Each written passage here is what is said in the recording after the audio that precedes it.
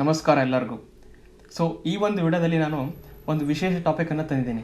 ಅದು ಏನಪ್ಪ ಅಂತಂದರೆ ಈ ಪೀನಿಯಲ್ ಗ್ಲ್ಯಾಂಡ್ ಅಥವಾ ಈ ಥರ್ಡ್ ಐ ಆ್ಯಕ್ಟಿವೇಶನ್ ಅಂಥೇಳಿ ಒಂದು ವಿಶೇಷವಾದ ಟಾಪಿಕ್ ಇದೆ. ಇದ್ರ ಬಗ್ಗೆ ನಾನು ಮಾಡಬೇಕು ಅಂತ ತುಂಬ ದಿನಗಳಿಂದ ಅಂದ್ಕೊಳ್ತಾ ಇದ್ದೆ. ಸೊ ಈ ಒಂದು ವಿಡಿಯೋದಲ್ಲಿ ಅದು ಏನು ಆ್ಯಕ್ಟಿವೇಟ್ ಆದಾಗ ಏನೇನೋ ನೋಡ್ಬಿಡ್ತಾರೆ, ಕಾಣಲಾರ್ದ ಜಗತ್ತು ಕಾಣುತ್ತೆ, ಬೇರೆಯವ್ರ ಮನಸ್ಸಿರೋದು ಕಾಣುತ್ತೆ. ಸೊ ಈ ಥರ ಎಲ್ಲ ಏನು ವಿಷಯಗಳು ನಿಮಗೂ ಕೂಡ ಇದರಲ್ಲಿ ಕೆಲವೊಂದು ನೀವು ಕೇಳಿರ್ತೀರಿ. ಬಟ್ ಇದರಲ್ಲಿ ಹೇಗೆ ಅದು ಮೆಕ್ಯಾನಿಸಮ್, ಅದರ ಹಿಂದಿನ ಒಂದು ಬೇಸಿಕ್ ಸೈನ್ಸ್ ಏನು ಮತ್ತು ಅದು ಯಾಕೆ ಹಂಗಾಗುತ್ತೆ ಅಂತ ಹೇಳೋಕ್ಕೆ ಪ್ರಯತ್ನ ಪಡ್ತೀನಿ. ಮೊದಲನೇದಾಗಿ ಇದು ಥರ್ಡ್ ಐ ಅಂತ ಏನು ನಾವು ರೆಫರ್ ಮಾಡ್ತೀವಿ, ಮೂರನೇ ಕಣ್ಣು ಅದು ಓಪನ್ ಆಗಿಬಿಡುತ್ತೆ, ಹಂಗಾಗುತ್ತೆ, ಕೆಲವೊಬ್ರಿಗೆ ಆಗಿರುತ್ತೆ ಅಂತ ಹೀಗೆಲ್ಲ ಮಾತಾಡ್ತಾರೆ. ಇದು ಆಯುರ್ವೇದಿಕ್ ಫಿಲಾಸಫಿಲಿ ನಾವು ಥರ್ಡ್ ಐ ಅಥವಾ ಆಜ್ಞಾಚಕ್ರ ಅಂತ ಹೇಳಿ ಇದನ್ನು ಕನ್ಸಿಡರ್ ಮಾಡ್ತಾರೆ. ಆದರೆ ಇದು ಬೇಸಿಕಲಿ ಒಂದು ಪೀನಿಯಲ್ ಗ್ಲ್ಯಾಂಡ್ ಅಂತ. ಇದು ನಮ್ಮ ಬ್ರೇನ್ ಒಳಗಡೆ ಕಾರ್ಪಸ್ ಕೊಲೋಸಮ್ ಅಂತ ಒಂದು ಮಿಡಲ್ ಪಾರ್ಟಲ್ಲಿ ಒಂದು ಸ್ಟ್ರಕ್ಚರ್ ಇರುತ್ತೆ. ಆ ಕಾರ್ಪಸ್ ಕೊಲೋಸಮ್ ಅನ್ನೋ ಒಂದು ಸ್ಟ್ರಕ್ಚರ್ ಕೆಳಗಡೆ ತುಂಬ ಚಿಕ್ಕದಾಗಿ ಲೈಕ್ ಅರೌಂಡ್ 1 ಸೆಂಟಿಮೀಟರ್ ಅಷ್ಟು ಒಂದು ಡಯಾಮೀಟರ್ ಇರ್ತಕ್ಕಂಥ ಒಂದು ಕಿಡ್ನಿ ಬೀನ್ಸಿನ ಸೈಜ್ ಅಂತ ಒಂದು ಗ್ಲ್ಯಾಂಡ್ ಇರುತ್ತೆ.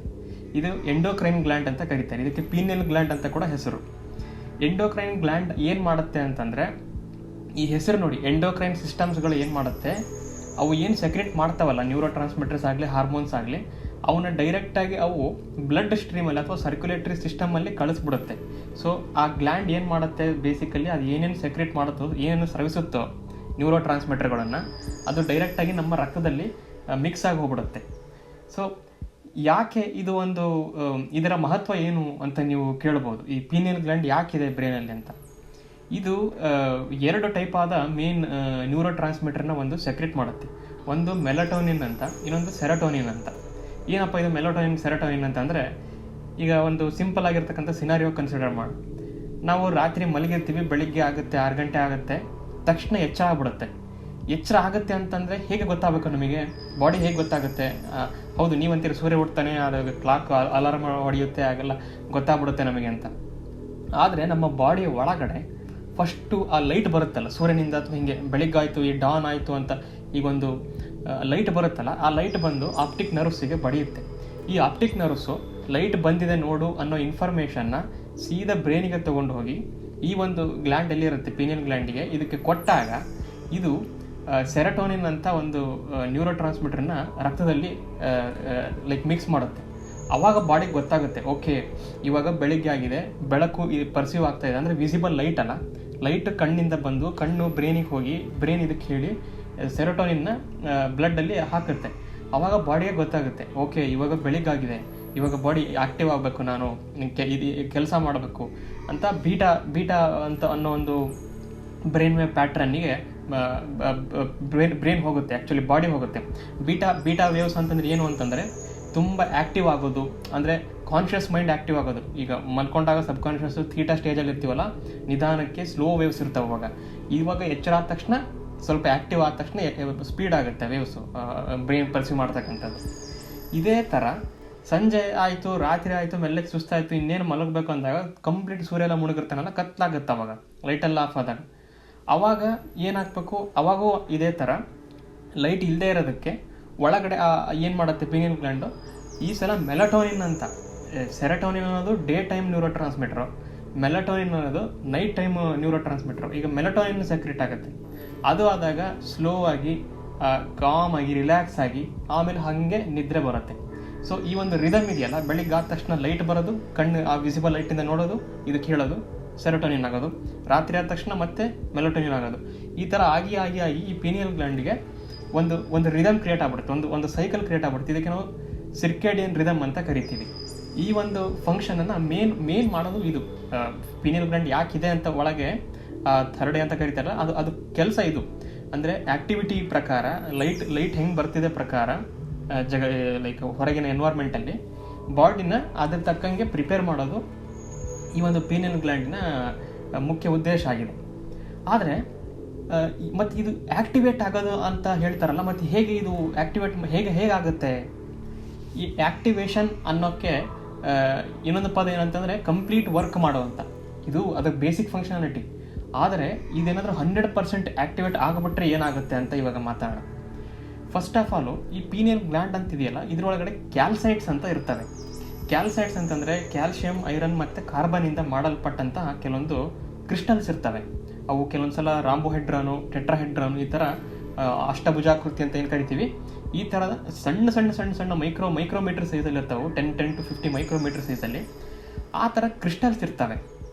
ಕ್ರಿಸ್ಟಲ್ಸ್ ಅಷ್ಟೊಂದು ಸಣ್ಣ ಕ್ರಿಸ್ಟಲ್ಸ್ಗಳಲ್ಲ, ಅವಕ್ಕೆ ಪೀಸೋ ಎಲೆಕ್ಟ್ರಿಕ್ ಪ್ರಾಪರ್ಟಿಗಳು ಇರ್ತವೆ ಆ ಕ್ರಿಸ್ಟಲ್ಸಿಗೆ. ಮತ್ತು ಏನಿದು ಪೀಸೋ ಎಲೆಕ್ಟ್ರಿಕ್ ಪ್ರಾಪರ್ಟಿ ಅಂತಂದರೆ, ಈ ಕೆಲವೊಂದು ಕ್ರಿಸ್ಟಲ್ ಸಿಗುತ್ತೆ ನೇಚರಲ್ಲಿ.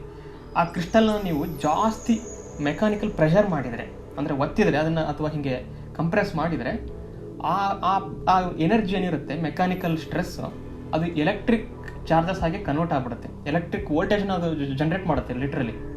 ಸೊ ಈ ಒಂದು ಪೀಸೋ ಎಲೆಕ್ಟ್ರಿಕ್ ಕ್ರಿಸ್ಟಲ್ ಇಂದನೇ ಮಾಡಲ್ಪಟ್ಟಿರ್ತಕ್ಕಂಥ ಆ ಪೀನಿಯಲ್ ಗ್ಲ್ಯಾಂಡ್ ಒಳಗಡೆ ಕ್ಯಾಲ್ಸೈಟ್ಸ್ ಅಂತ ಇರ್ತವೆ. ಹಾಗಾದ್ಮೇಲೆ ಇಲ್ಲೊಂದು ವಿಷಯ ಗೊತ್ತಾಗುತ್ತೆ. ಈಗ ನಾರ್ಮಲ್ ಆಗಿ ಪೀನಿಯಲ್ ಗ್ಲ್ಯಾಂಡ್ ಏನು ಮಾಡುತ್ತೆ, ವಿಸಿಬಲ್ ಲೈಟ್ ಸ್ಪೆಕ್ಟ್ರಮ್ ಏನಿದೆ ನಮಗೆ ಲೈಟ್ ಒಂದೇ ಕಾಣೋದು, ಲೈಟ್ ಬಿಟ್ಟರೆ ಏನು ಕಾಣಲ್ಲ, ಕತ್ತಲಲ್ಲಿ ಏನೂ ಕಾಣಲ್ಲ ನಮಗೆ.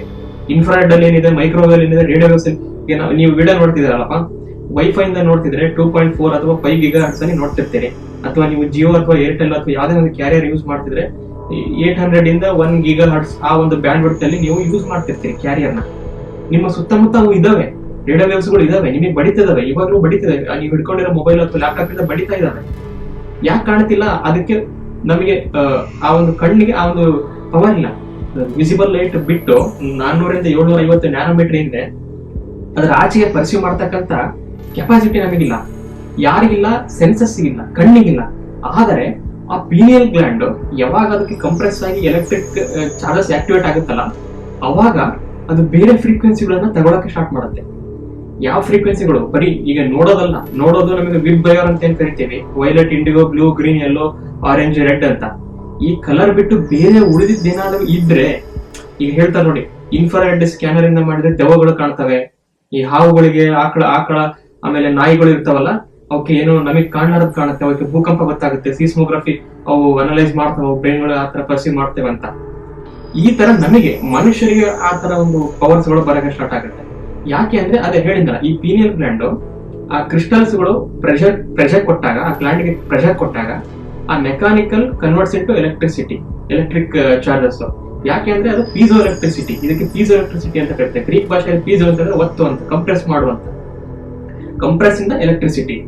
ಆಮೇಲೆ ನಮಗಂತೂ ಗೊತ್ತಿದೆ ವಿಜ್ಞಾನದಲ್ಲಿ, ಯಾವುದೇ ಎಲೆಕ್ಟ್ರಿಕ್ ಚಾರ್ಜಸ್ ಗಳು ಆಕ್ಸಲರೇಟ್ ಆದಾಗ ಬರೀ ಹೀಗೆ ಮೂವ್ ಆಗ್ತಿರೋದಲ್ಲ. ಈ ಕರೆಂಟ್ ವೈರ್ ಅಲ್ಲಿ ಕರೆಂಟ್ ಎಲೆಕ್ಟ್ರಿಕ್ ಚಾರ್ಜಸ್ ಗಳು ಹರಿತಾ ಇರುತ್ತೆ, ಎಲೆಕ್ಟ್ರಿಕ್ ಚಾರ್ಜಸ್ ನ ಕರೆಂಟ್ ಹರಿತಾ ಇರುತ್ತೆ. ಅದೇ ತರ ನಮ್ಮ ರೇಡಿಯೋ ವೇವ್ಸ್ ಗಳಲ್ಲಿ ಎಕ್ಸ್ರೇಗಳು ಮಾಡ್ತಾರಲ್ಲ ಡಾಕ್ಟರ್ ಹತ್ರ ಹೋದಾಗ, ಎಕ್ಸ್ರೇ ಮಷಿನ್ ಒಳಗಡೆ ಒಂದು ಮೆಟಾಲಿಕ್ ಪ್ಲೇಟ್ಗೆ ಎಲೆಕ್ಟ್ರಾನ್ಸ್ ನ ಬಡಿಸ್ತಾರೆ, ಆಕ್ಸಲರೇಟ್ ಮಾಡ್ತಾರೆ. ಸೊ ಅಂದ್ರೆ ಈ ಯಾವಾಗ ಎಲೆಕ್ಟ್ರಿಕ್ ಚಾರ್ಜಸ್ ಗಳು ಮೂವ್ಮೆಂಟ್ ಆಗುತ್ತೋ ಅವಾಗ ಅವು ಎಲೆಕ್ಟ್ರೋ ಮ್ಯಾಗ್ನೆಟಿಕ್ ವೇವ್ಸ್ ಗಳಿಗೆ ಪರ್ಸಿವಬಲ್ ಆಗ್ಬಿಡ್ತವೆ, ಪರ್ಸೆಪ್ಟಬಲ್ ಆಗ್ಬಿಡ್ತವೆ. ಎಲೆಕ್ಟ್ರೋ ಮ್ಯಾಗ್ನೆಟಿಕ್ ವೇವ್ಸ್ ಗಳಿಗೆ ಪರ್ಸೆಪ್ಟಬಲ್ ಆದ್ರೆ ನಮಗೆ ಕಾಣುವುದು ಕಣ್ಣಿಂದ, ಅದು ಕಾಣದೆ ಇರೋ ಪ್ರಪಂಚಗಳೆಲ್ಲ ಕಾಣಕ್ಕೆ ಸ್ಟಾರ್ಟ್ ಆಗುತ್ತೆ. ಈ ತರ ಪೀನಿಯಲ್ ಗ್ಲ್ಯಾಂಡ್ ಆಕ್ಟಿವೇಟ್ ಆದಾಗ ಆ ಮೆಕ್ಯಾನಿಕಲ್ ಏನು ಸ್ಟ್ರೆಸ್ ಎಲೆಕ್ಟ್ರಿಸಿಟಿ ಆಗಿ ಕನ್ವರ್ಟ್ ಆಗುತ್ತೋ ಆ ಎಲೆಕ್ಟ್ರಿಸಿಟಿ ಉಂಟು ಮಾಡುತ್ತೆ, ಒಂದು ಫೀಲ್ಡ್, ಎಲೆಕ್ಟ್ರೋಮ್ಯಾಗ್ನೆಟಿಕ್ ಫೀಲ್ಡ್ ಉಂಟು ಮಾಡುತ್ತೆ. ಆ ಫೀಲ್ಡ್ಗೆ ನಿಮಗೆ ಏನೇ ಈ ಪ್ರಪಂಚ ಅಲ್ಲ, ಬೇರೆ ಕಾಣಲಾರದ ಪ್ರಪಂಚ ಅಂತ ನಾವೇನ್ ನಂಬ್ತೀವಲ್ಲ, ಅದರಿಂದೆಲ್ಲ ಪರ್ಸೀವ್ ಆಗಕ್ಕೆ ಸ್ಟಾರ್ಟ್ ಆಗುತ್ತೆ. ಆದ್ರೆ ಇದನ್ನ ಹೇಗೆ ಆಕ್ಟಿವೇಟ್ ಮಾಡೋದು, ಇದಕ್ಕೇನು ಪ್ರೊಸೀಜರ್ಸ್ ಇದಾವ, ಇದು ಕರೆಕ್ಟ್ ಆಗಿ ಅಧ್ಯಯನ ಮಾಡ್ಬೇಕಾಗಿದೆ. ಯಾಕೆ ಅಂತಂದ್ರೆ ಕೆಲವೊಂದು ಈ ಮೆಲಟೋನಿನ್ ಅಂತ ಏನ್ ಹೇಳಿದೆ, ಇದು ಪೀನಿಯಲ್ ಗ್ಲ್ಯಾಂಡ್ ನಾರ್ಮಲ್ ಫಂಕ್ಷನ್ ಮಾಡುವಾಗ ಮೆಲಟೋನಿನ್ ಈ ಕೆಲಸ ಮಾಡುತ್ತೆ, night time neurotransmitter. Pineal gland ಏನಾದ್ರೂ ಹೈಲಿ ಆಕ್ಟಿವೇಟ್ ಆದಾಗ, ಫುಲ್ಲಿ ಆಕ್ಟಿವೇಟ್ ಆದಾಗ ಈ ಮೆಲಟೋನಿನ್ ಒಂದು ಬೂಸ್ಟರ್ ತರ ಆಕ್ಟ್ ಮಾಡುತ್ತೆ. ಇದು anti inflammatory, anti ageing, anti cardiovascular disease, anti cancer ಈ ತರ ಎಲ್ಲ ವರ್ಕ್ ಆಗಿ ಸ್ಟಾರ್ಟ್ ಆಗುತ್ತೆ. ಅಂದ್ರೆ ಇದೇ normal melatonin pineal gland activate ಆದಾಗ ಸ್ಟ್ರಾಂಗರ್ ವರ್ಷನ್ ತರ ಆಕ್ಟ್ ಮಾಡಕ್ಕೆ ಸ್ಟಾರ್ಟ್ ಆಗುತ್ತೆ. ಆಮೇಲೆ ಯಾವಾಗ ಪೀನಿಯಲ್ ಗ್ಲ್ಯಾಂಡ್ ಆಕ್ಟಿವೇಟ್ ಆಗುತ್ತೋ ನಮ್ಮ ಬ್ರೈನ್ ಒಳಗಡೆ ಅಮಿಗ್ಡೇಲಾ ಅಂತ ಒಂದು ಪಾರ್ಟ್ ಇರುತ್ತೆ. ಆ ಅಮಿಗ್ಡೇಲಾ ಯಾಕಿದೆ ಅಂತಂದ್ರೆ ಈ ತುರ್ತು ಪರಿಸ್ಥಿತಿ ಅಥವಾ ಹೆದರಿಕೆ, ಡಿಪ್ರೆಷನ್, ಆಂಗರ್, ಎಮೋಷನ್ಸ್ ಗಳನ್ನ ಕಂಟ್ರೋಲ್ ಮಾಡೋದು. ಈ ಪೀನಿಯಲ್ ಗ್ಲ್ಯಾಂಡ್ ಆಕ್ಟಿವೇಟ್ ಆದಾಗ ಅವೆಲ್ಲ ಸ್ಟಾಪ್ ಮಾಡ್ಬಿಡುತ್ತೆ. ಇದೇನು ಮೆಲಟೋನಿನ್ ಪವರ್ ಬೂಸ್ಟರ್ ತರ ಏನಿರುತ್ತೆ ಮೆಲಟೋನಿನ್, ಇದು ಅಮಿಗ್ಡೇಲಾನ ಸ್ಟಾಪ್ ಮಾಡ್ಬಿಡುತ್ತೆ. ಅಮಿಗ್ಡೇಲಾ ಸ್ಟಾಪ್ ಆಯ್ತು ಅಂತಂದ್ರೆ ನಿಮ್ಮ ಬಾಡಿ ಕಂಪ್ಲೀಟ್ ಕಾಮ್ ರಿಲ್ಯಾಕ್ಸ್ ಸ್ಟೇಟಿಗೆ ಹೋಗುತ್ತೆ. ಆ ರಿಲ್ಯಾಕ್ಸ್ ಸ್ಟೇಟಿಗೆ ಹೋದಾಗ ನಿಮಗೇನು ಡ್ರೀಮ್ ವರ್ಲ್ಡ್ ಎಂಟರ್ ಆದಂಗೆ, ಏನೋ ಒಂಥರ ವಿಚಿತ್ರ ಕಲರ್ಗಳು ನೋಡದಂಗೆ. ಯಾವ ತರ ರಿಪೋರ್ಟ್ಗಳು ಬರ್ತವೆ ಅಂತಂದ್ರೆ, ನಾವು ಟೈಮ್ ಟ್ರಾವೆಲ್ ಮಾಡಿದೀವಿ, ನಮಗೆ ಕಣ್ಣಿಗೆ ಇರ್ತಕ್ಕಂಥ ಎಲ್ಲದು ಲಿಕ್ವಿಡ್ ತರ ಕಾಣುತ್ತೆ, ಎಲ್ಲ ವೇವ್ಸ್ ತರ ಕಾಣುತ್ತೆ, ನಾ ಯಾವ್ದೋ ಬೇರೆ ಡೈಮೆನ್ಷನ್ಗೆ ಹೋಗ್ಬಿಟ್ಟಿದೀನಿ. ಯಾವ ತರ ಹೇಳ್ತಾರೆ ಜನ, ಅಲ್ಲಿ ಯಾರೋ ಮಾತಾಡ್ತಿದ್ದಾರೆ, ಹೆಲುಸಿನೇಷನ್. ಡ್ರಗ್ಸ್ ತಗೊಂತಾರಲ್ಲ, ಈಗ ಮ್ಯಾಜಿಕ್ ಮಶ್ರೂಮ್ಸ್ ಅಂತ ನೀವು ಕೇಳಿರ್ಬೋದು, ಇದಕ್ಕೆ DMT ಅಂತ ಕರೀತಾರೆ, ಡಿಮಿಥೈಲ್ ಟ್ರಿಪ್ಟಮಿನ್ ಅಂತ. DMT ನ ಪೀನಿಯಲ್ ಗ್ಲ್ಯಾಂಡ್ ಕೂಡ ಪ್ರೊಡ್ಯೂಸ್ ಮಾಡುತ್ತೆ ಈ ಆಕ್ಟಿವೇಟ್ ಆದಾಗ ಅಂತ ಒಂದು ಥಿಯರಿ ಇದೆ, ಆದ್ರೆ ಸೈಂಟಿಫಿಕಲಿ ಪ್ರೂವ್ ಆಗಬೇಕಾಗಿದೆ. DMTಗಳು ಕೆಲವೊಂದು ಮರಗಳಲ್ಲಿ ಮತ್ತೆ ಅನಿಮಲ್ಗಳಲ್ಲಿ ಸಿಗುತ್ತೆ. ಆ ಮರಗಳ ಒಂದು ಕಾಂಡ ಏನಿರುತ್ತೆ ಅದರಲ್ಲಿ ಮತ್ತೆ ಈ ಮಶ್ರೂಮ್ಸ್ ಗಳಲ್ಲಿ ಸಿಗ್ತವೆ. ಇದು ಒಂದು ಸೈಕಿಡೆಲಿಕ್. ಇದನ್ನ ತಗೊಂಡ ತಕ್ಷಣ ಈ ತರ ಆಗೋದು, ಹೈಲಿ ಒಂಥರ ನಮಗೆ ಈ ಅಮೆಗ್ಡಾಲನೇ ಸ್ಟಾಪ್ ಆಗ್ಬಿಟ್ಟು ಕಾಮ್ ರಿಲ್ಯಾಕ್ಸ್ ಸ್ಟೇಟ್ ಹೋಗ್ಬಿಟ್ಟು, ಯಾವ ತರ ಹೇಳ್ತಾರೆ ಅಂತಂದ್ರೆ, ನಾನು ಕೆಲವೊಂದು ಕಲರ್ ನೋಡಿದೆ, ಅದನ್ನ ನಾನು ರಿಯಲ್ ಲೈಫ್ ಅಲ್ಲಿ ನೋಡೇ ಇಲ್ಲ, ಆ ತರ ಕಲರ್ ಅದು. ಸೊ ಅಂದ್ರೆ ನೋಡಿ, ಅದು ವಿಸಿಬಲ್ ಸ್ಪೆಕ್ಟ್ರಮ್ ಅಲ್ಲ, ನಮಗೆ ಕಣ್ಣಿಗೆ ಕಾಣೋ ಸೆನ್ಸಸ್ ಇಂದ ಏನ್ ನಾವು ನೋಡ್ತೀವಿ ಜಗತ್ತು, ಅದಕ್ಕಿಂತ ಬೇರೆ ಜಗತ್ತು ಕಾಣ್ತಾ ಇದೆ ಅನ್ನೋ ಒಂದು ಭಾವ ಬರುತ್ತಲ್ಲ, ಇದಕ್ಕೆ ನಾವು ಅಂದ್ರೆ ಒಳಗಡೆ ಯಾವ್ದೋ ಒಂದು ಕಣ್ಣಿದೆ, ಆ ಕಣ್ಣು ನೋಡಲಾರದ ಜಗತ್ತನ್ನು ನೋಡ್ತಾ ಇದೆ ಅಂತ, ಅದಕ್ಕೆ ನಾವು ಥರ್ಡ್ ಐ ಅಂತ ಕರಿತೀವಿ. ಎರಡು ಕಣ್ಣಲ್ಲ, ಮೂರನೇ ಕಣ್ಣು ಹಂಗ್ ಓಪನ್ ಆಗಿದೆ ಅವರಿಗೆ ಅಂತ. ಸೊ ಅದೇ ಹೇಳಿದ್ನಲ್ಲ, ಇದು ಆಕ್ಟಿವೇಟ್ ಮಾಡಕ್ಕೆ ಏನಾದ್ರು ಸ್ಟೆಪ್ಸ್ ಈ ತರ ಅಂತ ಹೇಳಕ್ ಹೋದ್ರೆ, ಒಂದು ಪ್ರಕಾರ ನೋಡಕ್ ಹೋದ್ರೆ ಬೇಸಿಕಲಿ ಆ ಪೀನಿಯಲ್ ಗ್ಲ್ಯಾಂಡ್ ಆಕ್ಟಿವೇಟ್ ಆಗ್ಬೇಕಂತ ಏನ್ ಮಾಡ್ಬೇಕು, ಅದು ಎಲೆಕ್ಟ್ರೋಮ್ಯಾಗ್ನೆಟಿಕ್ ಸ್ಪೆಕ್ಟ್ರಮ್, ಎಲೆಕ್ಟ್ರೋಮ್ಯಾಗ್ನೆಟಿಕ್ ಸಿಗ್ನಲ್ಸ್ ಏನಿದೆ ಹೊರಗಿಂದ ಬರ್ತಾ ಇರೋದು, ಅದನ್ನ ನೋಡ್ಬೇಕಲ್ಲ. ಅದನ್ನ ನೋಡ್ಕೊಂಡು ಏನಂದ್ರೆ ನಾನು ಕಂಪ್ರೆಸ್ ಮಾಡ್ಬೇಕಂತ, ಅಂದ್ರೆ ಪ್ರೆಷರ್ ಹಾಕಬೇಕು. Actually peso electric pressure converts into electricity. ಅಂದ್ರೆ ದೀರ್ಘ ಉಸಿರಾಟ ಮಾಡಿ ಹೋಲ್ಡ್ ಮಾಡೋದ್ರಿಂದ ನಮ್ಮ ವರ್ಟಿಬ್ರಲ್ ಕಾಲಮ್ ಏನಿದೆ, ಬೆನ್ನಿನ ಮೂಳೆ, ಆ ಸ್ಪೈನಲ್ ಫ್ಲೂಯಿಡ್ ಅಂತ ಏನ್ ಹರಿಯುತ್ತೆ ಬೆನ್ನಿನ ಮೂಳೆ ಮೂಲಕ, ಆ ಸ್ಪೈನಲ್ ಫ್ಲೂಯಿಡ್ ಹೋಗಿ ಕಾರ್ಪಸ್ ಕೊಲೋಸಮ್ ಅಂತ ಏನು ಪಾರ್ಟ್ ಇರುತ್ತೆ, ಆ ಪೀನಿಯಲ್ ಗ್ಲ್ಯಾಂಡ್ ಅನ್ನ ಒಂದು ಇಟ್ಕೊಂಡಿರ್ತಕ್ಕಂಥ ಒಂದು ಶೇಪ್, ಆ ಪಾರ್ಟಿಗೆ ಹೋಗಿ ಆ ಗ್ಲ್ಯಾಂಡ್ ಮೇಲೆ ಪ್ರೆಷರ್ ಬಿಡುತ್ತೆ. ಹಿಂಗೆ ಪದೇ ಮಾಡಿದಾಗ, ದೀರ್ಘ ಉಸಿರಾಟ ಹಿಂಗೆ ಮಾಡಿದಾಗ ಒಂದು ಕ್ಷಣದಲ್ಲಿ ಅದು ಆಕ್ಟಿವೇಟ್ ಆಗುತ್ತೆ ಅಂತ ಕೆಲವೊಂದು ಸಿದ್ಧಾಂತಗಳು. ಇದು ಇಲ್ಲ ಅಂತಂದ್ರೆ ಈ DMTಗಳ ಮೂಲಕ ಅಂದ್ರೆ ಹೈಲಿ ಆಕ್ಟಿವೇಟೆಡ್ ಸ್ಟೇಟ್ ಮಾಡ್ಬಿಡುತ್ತೆ. ಬಟ್ ಇದು ಎಷ್ಟು ಆರೋಗ್ಯಕ್ಕೆ ಹಾನಿಕರ ಅಥವಾ ಎಷ್ಟು ಒಳ್ಳೇದು, ಇದು ಎಥಿಕಲ್ ಕ್ವಶನ್ ಆಗಿ ಉಳಿಯುತ್ತೆ. ಆದ್ರೆ ಈ ಮ್ಯಾಜಿಕ್ ಮಶ್ರೂಮ್ಸ್ ಗಳು ಇದನ್ನೇ ಮಾಡೋದು, ನಿಮಗೆ ಆ ಅಮೆಗ್ಡಾಲನ್ ಸ್ಟಾಪ್ ಮಾಡ್ಬಿಟ್ಟು ಈ ಮೆಲಟೋನಿನ್ ಹೈಲಿ ಸೆಕ್ರೆಟ್ ಮಾಡಿ, ಈ DMT ಅನ್ನೋ ಡ್ರಗ್ ಏನ್ ಮಾಡುತ್ತೆ, ನಿಮಗೆ ಕಾಣಲಾರದ ಪ್ರಪಂಚಗಳನ್ನ ತೋರಿಸುತ್ತೆ. ನಾನೇನೋ ಒಂಥರ ದೇವರುಗಳನ್ನ ನೋಡ್ತಾ ಇದ್ದೀನಿ, ವಿಚಿತ್ರ ಒಂದು ಸ್ವರ್ಗಲೋಕದಲ್ಲಿ ಇದ್ಬಿಟ್ಟಿದ್ದೀನಿ, ಯಾರೋ ಯಾರು ಇರಲ್ಲ, ಹಾಡು ಹೇಳ್ತಿರಲ್ಲ, ಸುಮ್ಮನೆ ಏನೋ ಕೇಳ್ತಾ ಇದೆ, ಬಹಳ ಚೆನ್ನಾಗಿ ಕೇಳ್ತಾ ಇದೆ, ಅವ್ರು ನೋಡಿ ಎಷ್ಟು ಚೆನ್ನಾಗಿ ಬರಿತಾ ಇದ್ದಾರೆ, ಅಲ್ಲಿ ಯಾರು ಇರಲ್ಲ, ಒಬ್ಬೊಬ್ಬರೇ ಮಾತಾಡೋದು, ಏನೋ ವಿಚಿತ್ರ. ಅದಕ್ಕೆ ನೋಡ್ತಾರೆ ಅಂತ ಇವನು ಏನೋ ಹುಚ್ಚಿಡಿದೆ, ಅಥವಾ ಇವನು ಏನೋ ನಿಜವಾಗ್ಲೂ ದೆವ್ವಗಳನ್ನ ನೋಡ್ತಾ ಇದ್ದಾನೆ, ಅಥವಾ ಬೇರೆ ಲೋಕಗಳನ್ನೇ ಹೋಗ್ತಾ ಇದ್ದಾನೆ, ಡೈಮೆನ್ಷನ್ ಹೋಗ್ತಿದ್ದಾನೆ ಅಂತ ಹೇಳ್ತಾನಲ್ಲ, ನಾನು ಚಂದ್ರನ ಮೇಲೆ ಇದ್ದೀನಿ, ನಾನು ತೇಲಾಡ್ತೀನಿ, ನಾನು ಯೂನಿವರ್ಸ್ ಆಗ್ಬಿಟ್ಟಿದ್ದೀನಿ, ಹಿಂಗೆಲ್ಲ ಕೆಲವೊಂದು ಆಗಕ್ಕೆ ಸ್ಟಾರ್ಟ್ ಆಗುತ್ತೆ. ಬಟ್ ಏನೇ ಇರಲಿ, ಕೊನೆಗೆ ಒಂದು ಕ್ವಶನ್ ಬರುತ್ತೆ, ಅಲ್ಲ ಈ ಪೀನಿಯಲ್ ಗ್ಲ್ಯಾಂಡ್ ಒಳಗಿದ್ರು ಕೂಡ ಯಾಕೆ ನಮಗೆ ಒಂದು ನಾರ್ಮಲ್ ಒಂದು ಮೆಥಡ್ಸ್ ಗಳಿಂದ ಇದನ್ನ ಆಕ್ಟಿವೇಟ್ ಮಾಡಕ್ ಆಗಲ್ಲ, ಯಾಕೆ ಇಷ್ಟೊಂದು ನಿಗೂಢವಾಗಿ ಉಳಿಬೇಕಿದು, ಯಾಕೆ ಇಷ್ಟೊಂದು ಕಾಂಪ್ಲೆಕ್ಸ್ ಆಗಿ ಉಳಿಬೇಕಿದು ಅಂತ ಒಂದು ಕ್ವಶನ್ ಬರುತ್ತೆ. ನೇಚರ್ ಒಂದು ಸ್ವಭಾವ ಇದೆ, ನಮ್ಮ ಎನ್ವೈರನ್ಮೆಂಟ್ ಒಂದು ಸ್ವಭಾವ ಇದೆ. ಅದೇನಪ್ಪಾ ಅಂತಂದ್ರೆ, ಯಾವುದು ಇಲ್ಲಿ ವೇಸ್ಟ್ ಆಗಲ್ಲ. ನೀವು ಅದನ್ನ ಯೂಸ್ ಮಾಡಿಲ್ಲ ಅಂತಂದ್ರೆ ಅದು ಹಾಗೆ ಡಿಆಕ್ಟಿವೇಟ್ ಆಗಿ ಉಳಿದಿರುತ್ತೆ. ಆದ್ರೆ ನೀವು ಅದನ್ನ ಯಾವುದೇ ಕಾಲದಲ್ಲಿ ಯೂಸ್ ಮಾಡಬಹುದು, ಯಾಕಂದ್ರೆ ನೇಚರ್ಗೆ ವೇಸ್ಟ್ ಮಾಡ್ತಕ್ಕಂಥ ಒಂದು ಸ್ವಭಾವ ಇಲ್ಲ. ಆದ್ದರಿಂದ ಈ ಪೀನಿಯಲ್ ಗ್ಲ್ಯಾಂಡ್ ಯಾಕೆ ಇರಬಹುದು ಅಂತ ಒಂದು ಅನಿಸಿಕೆ ಒಂದು ಕೇಳಕ್ ಹೋದ್ರೆ, ನನ್ನ ಪ್ರಕಾರ ನಮ್ಮ ಹ್ಯೂಮನ್ ಪೊಟೆನ್ಶಿಯಲ್ ಏನು, ನಾವು ಜಸ್ಟ್ ಇಷ್ಟೇ ಜಗತ್ತು, ನಾವು ನೋಡಕ್ ಏನ್ ಕಲರ್ ನೋಡ್ತೀವಲ್ಲ ವಿಬ್ ಗಯರ್ ಅಂತ, ಇಷ್ಟೇ ಜಗತ್ತು, ಇದೆ ನಾವು ನೋಡ್ತಕ್ಕಂತೇನೆ ಜಗತ್ತು, ಏನೋ ಮನಸ್ಸು ಅಂತಾರೆ, ಫೀಲಿಂಗ್ಸ್ ಅಂತಾರೆ ಇರ್ಬೋದು, ಬಟ್ ಅದ್ರ ನಮಗೆ ಕಣ್ಣಿಗೆ ಕಾಣಲ್ಲ. ಸೊ ನಾವ್ ಏನ್ ನೋಡ್ತೀವಿ ಇದೇ ಪ್ರಪಂಚ ಅಂತ ಏನ್ ಅನ್ಕೊಳ್ತೀವಿ, ಮೇ ಬಿ ಇದು 100% ಸರಿ ಅಲ್ಲ. ಮೇ ಬಿ ನಾವು ಆಕ್ಟಿವೇಟ್ ಮಾಡ್ಬೇಕು, ನಾವು ಒಂಥರ ನಮ್ಮ ವೇಲೆ ಇದನ್ನ ಕಂಡು ಹಿಡಿಬೇಕು, ನಾವೇ ನಮ್ಮ ಕಾನ್ಶಿಯಸ್ ರೈಸ್ ಮಾಡಿ ಆ ಒಂದು ಹೈ ಫ್ರೀಕ್ವೆನ್ಸಿ ಅಂತ ಏನಂತಾರೆ, ಆ ಒಂದು ಫ್ರೀಕ್ವೆನ್ಸಿಗೆ ಹೋದಾಗ ಒಬ್ಬೊಬ್ರಿಗೆ ಒಂದೊಂದರ ಅದು ಕಂಡಿಡ್ಕೊಳ್ತಾರೆ. ಕೆಲವೊಬ್ರು ಮಂತ್ರಗಳ ಮೂಲಕ ಆಕ್ಟಿವೇಟ್ ಮಾಡ್ತೀನಿ ಅಂತಾರೆ, ಕೆಲವೊಬ್ರು ನಾನು ಈ DMTಗಳು ಡ್ರಗ್ಸ್ ಗಳ ಮೂಲಕ ಆಕ್ಟಿವೇಟ್ ಮಾಡ್ತೀನಿ ಅಂತಾರೆ, ಕೆಲವೊಬ್ರು ನಾನು ಸಾಧನೆ ಮಾಡಿ ಯೋಗಿ ತರ ನಾನು ಆಕ್ಟಿವೇಟ್ ಮಾಡ್ತೀನಿ ಅಂತಾರೆ. ಸೊ ಅವರ ಒಂದು ಮೆಥಡ್ಸ್ ಗಳಲ್ಲಿ ಅವ್ರು ಕಂಡಿಡ್ಕೋಬೇಕು ಅಂತ ಹೇಳಿ ಈ ನೇಚರ್ ಏನೋ ಇಂಡೈರೆಕ್ಟ್ ಆಗಿ ಹೇಳದಂಗೆ ಒಂಥರ ಸೂಚನೆ ಕೊಟ್ಟಂಗೆ, ನಿನ್ನೊಳಗಡೆ ಒಂದು ಪವರ್ ಇದೆ, ನೀನು ಕಾನ್ಶಿಯಸ್ನೆಸ್ ನ ರೈಸ್ ಮಾಡ್ಬೋದು, ನೀನು ಸಾಮಾನ್ಯನಲ್ಲ. ಇಲ್ಲಿ ಯಾರು ಮನುಷ್ಯರು ಸಾಮಾನ್ಯರಾಗಿ ಹುಟ್ಟಲ್ಲ, ಯಾಕಂತಂದ್ರೆ ಎಲ್ಲರೊಳಗಡೆ ಈ ಪೀನಿಯಲ್ ಗ್ಲ್ಯಾಂಡ್ ಇರುತ್ತೆ. ಸೊ ಎಲ್ಲರೊಳಗಡೆ ಇದೆ ಅಂತಂದ್ರೆ ನೋಡಿ ಅವನು ಬಡವ, ಅವನಿಗೆ ಆಗಲ್ಲ, ಹಂಗೆಲ್ಲ ಇಲ್ಲ, ಅದು ಇನ್ಬಿಲ್ಟ್ ಆಲ್ರೆಡಿ ಬಂದ್ ಬಿಟ್ಟಿರೋದು. ಸೊ ಡಿಪೆಂಡ್ಸ್ ಆನ್ ನೀನ್ ಹೆಂಗೆ ಪ್ರಯತ್ನ ಪಡ್ತೀಯ, ನಿನಗೆ ಏನು ಪರ್ಸೆಪ್ಷನ್ ಆಗಬೇಕು ಅನ್ನೋದ್ರ ಮೇಲೆ ಡಿಪೆಂಡ್ ಆಗುತ್ತೆ. ಮತ್ತು ಋಗ್ವೇದ ಸಂಹಿತದಲ್ಲಿ 1.89.1 ಅನ್ನೋ ಒಂದು ಶ್ಲೋಕದಲ್ಲಿ ಒಬ್ಬ ಋಷಿ ಹೀಗೆ ಬೇಡ್ಕೊಳ್ತಾನೆ, ಏನಪ್ಪಾ ಅಂತಂದ್ರೆ ಆಸ್ ಇಫ್ ಲೈಕ್ ಈ ಶ್ಲೋಕ ಹೇಗಿದೆ ಅಂತಂದ್ರೆ, ಆಸ್ ಇಫ್ ಆ ಋಷಿಗೆ ಆಲ್ರೆಡಿ ಗೊತ್ತಿತ್ತೇನೋ ನಮ್ಮ ಸುತ್ತಮುತ್ತ ಈ ತರ ಯೋಚನೆಗಳು ಇರ್ತವೆ, ನಮಗೆ ಗೊತ್ತಿಲ್ಲದೆ ಇರತಕ್ಕಂತ ಒಂದು ಲೋಕನೇ ನಮ್ಮ ಸುತ್ತಮುತ್ತ ಇರುತ್ತೆ ಅಂತ ಆ ಋಷಿಗೆ ಗೊತ್ತಿತ್ತೇನೋ ಅಂತ ಅನ್ಸುತ್ತೆ ಈ ಒಂದು ಶ್ಲೋಕದಿಂದ. ಏನ್ ಬೇಡ್ಕೊಳ್ತಾನೆ ಅಂತಂದ್ರೆ, ನಮ್ಮ ಸುತ್ತಮುತ್ತ ಇರ್ತಕ್ಕಂತ ಅನ್ಇಂಪೆಂಡೆಡ್ ಅನ್ಮೊಲೆಸ್ಟೆಡ್ ಥಾಟ್ಸ್ ಗಳು ಏನಿದಾವೆ, ಅಂದ್ರೆ ಲೈಕ್ ಹೈ ಕ್ಯಾಲಿಬರ್ ಇರ್ತಕ್ಕಂತ ಯೋಚನೆಗಳು ನಮಗೆ ಬರ್ತಾ ಇರ್ಲಿ, ಯಾವಾಗ್ಲೂ ಒಳ್ಳೆ ಒಳ್ಳೆ ಯೋಚನೆಗಳು ಬರ್ತಾ ಇರ್ಲಿ, ನಮ್ಮ ಮೆಂಟಲ್ ಫ್ರೀಕ್ವೆನ್ಸಿನ ರೈಸ್ ಮಾಡ್ತಾ ಇರ್ತಕ್ಕಂಥ ಯೋಚನೆಗಳಿಂದನೇ ನಮ್ಮ ಎನ್ವೈರ್ಮೆಂಟ್ ತುಂಬಿರ್ಲಿ. May gods like not deviate from us, ಅಂದ್ರೆ ದೇವರು ನಮ್ಮ ಬಿಟ್ಟು ಹೋಗದೇ ಇರ್ಲಿ, ಎಲ್ಲ ದೇವರುಗಳು ಆ ಗಾಡ್ಸ್ ಏನಿದ್ದಾರೆ ಎಲ್ಲರೂ ನಮ್ಮ ಜೊತೆ ಇರಂಗಾಗ್ಲಿ, ಆ ಯೋಚನೆಗಳ ಒಂದು ಫೀಲ್ಡ್ ಅಲ್ಲೇ ನಾವು ಯಾವಾಗ ಇರ್ಲಿ ಅಂತ ಆ ಋಗ್ವೇದ ಸಮೇತದಲ್ಲಿ ಆ ಒಂದು ಋಷಿ ಬೇಡ್ಕೊಳ್ತಾನೆ.